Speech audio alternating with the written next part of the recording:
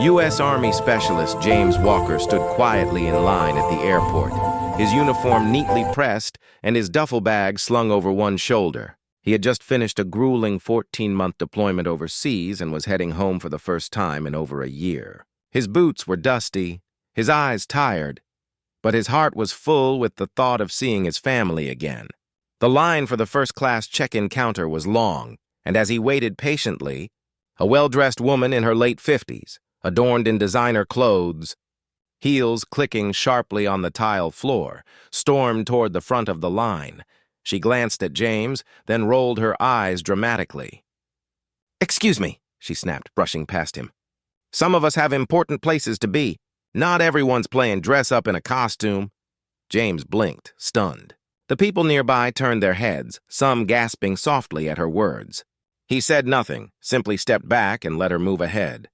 She tossed her Louis Vuitton bag on the counter and continued loudly complaining about how long the line was, referring to James and another elderly man as dead weight. The airline attendant, visibly uncomfortable, looked at James, then at the woman.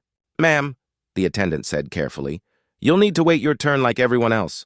This soldier has a priority seat. He's active duty, just returning from deployment," the woman scoffed. "And? That's his job.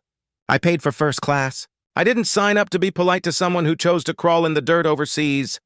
Gasps turned to murmurs of disgust. A man behind James stepped forward.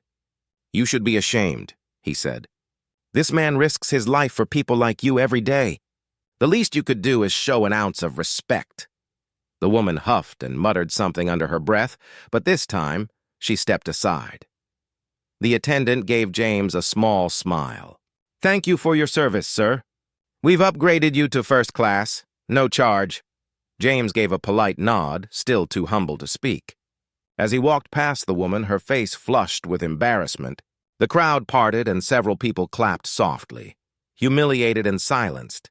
The rich lady stared at the floor while Specialist Walker boarded his plane, not in anger or pride, but with quiet dignity, the kind money could never buy.